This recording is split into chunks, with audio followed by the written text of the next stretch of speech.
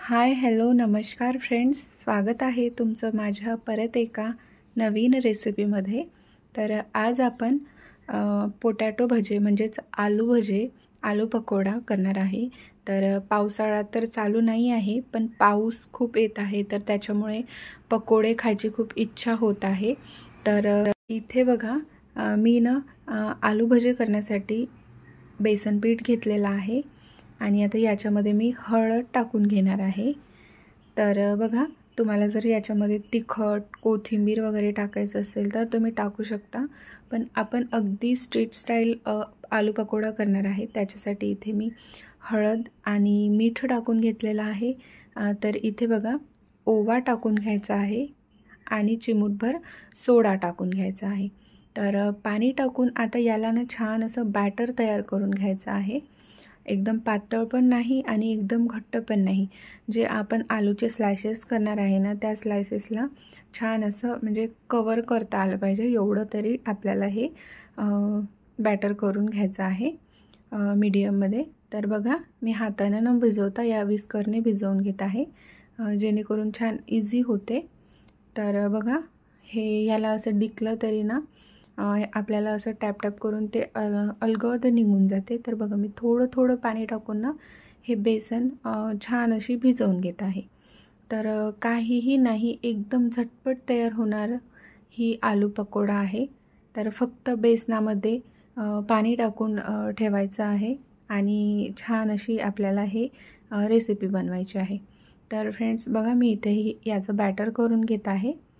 तर तुम्ही माझ्या चॅनलवरती नवीन असाल तर प्लीज माझ्या चॅनलला सबस्क्राईब करा, व्हिडिओला लाईक करा, शेअर करा आणि कमेंट करून सांगायलासुद्धा विसरू नका व्हिडिओज कसे असतात आणि कसे नाही।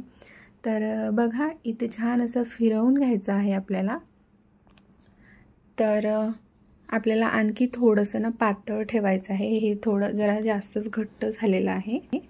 तर इथे मी परत पाणी टाकून घेतलेलं आहे आणि याला परत मी अशी गोल गोल करून भिजवून घेत आहे।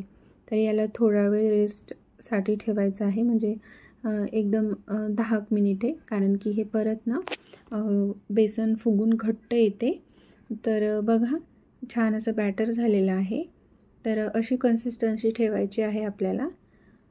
आणि जे आलू आहे ते मी आता स्लाइस करून घेणार आलूचे।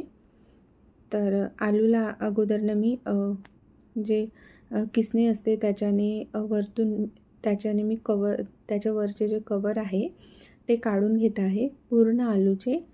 आणि आपल्याला अशा प्रकारे पूर्ण आलूचे हे काढून घ्यायचे आहे कवर, जेणेकरून आलू भजे हे खूप जास्त टेस्टी होईल आणि हे जे याचे कवर आहे ते तोंडात वगैरे येणार नाही। तर फ्रेंड्स, माझ्या चॅनलवरती भरपूर साऱ्या रेसिपीज मी अपलोड केलेल्या आहे, तर तुम्ही नक्की जाऊन चेकआउट करा। खूप छान हेल्दी रेसिपी, कमी तेलामध्ये, कमी मसाल्यामध्ये रेसिपीज कशा टेस्टी करता येईल हे सुद्धा मी दाखवलेलं आहे। इवन वेट लॉससाठी सुद्धा मी रेसिपीज अपलोड केलेल्या आहे, तर तुम्ही एकदा जाऊन नक्की चेकआउट करा। तर बघा, छान अशी मी कवर काढून घेत आहे पूर्ण। तर दाखवते तुम्हाला, कवर काढून घेतले आणि हे बघा, असे स्लायसेस करून घेतलेले आहे, जे आपण आलू चिप्स वगैरे काढते ना त्याच्याने काढून घ्यायचे आहे छान। आणि जर चाकूने सुद्धा करू शकता आणि असं पाण्यात ठेवायचं आहे। पाण्यामध्ये राहिल्याने त्याच्यावरचं आलूच्या वरचं जे स्टार्च असते ते पूर्ण निघून जाते। तेल ठेवली इथे तापायला, बघा इथे बेसन आणि हे आपलं आलू पाण्यामध्ये आहे आणि इकडे बॅटर आपलं रेडी आहे। तर बघा, मी असे थोडेफार आलूचे जे स्लायसेस आहे ते मी या बेसन पिठात टाकून घेतलेलं आहे। म्हणजे एक एक आपण टाकून काढण्यापेक्षा असं पूर्ण टाकून ठेवायचे आणि असं लगेच एका पाठोपाठ तेलामध्ये तळून घ्यायचे।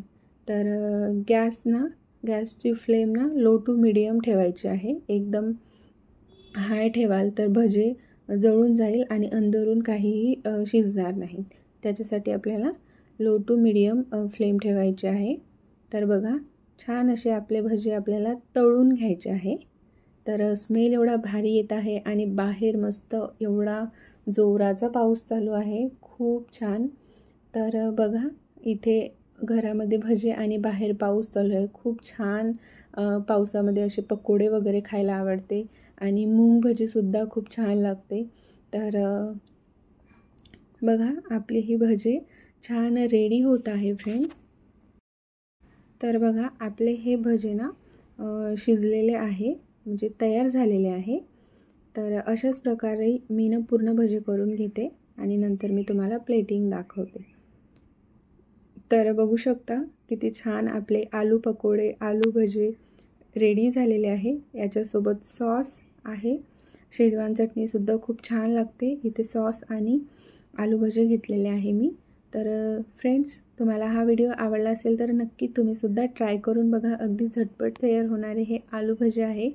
पावसाळ्यामध्ये छान गरमागरम आलू भजे आणि सॉस एकदम भारी जबरदस्त, आणि याच्यासोबत चायसुद्धा खूप छान लागते.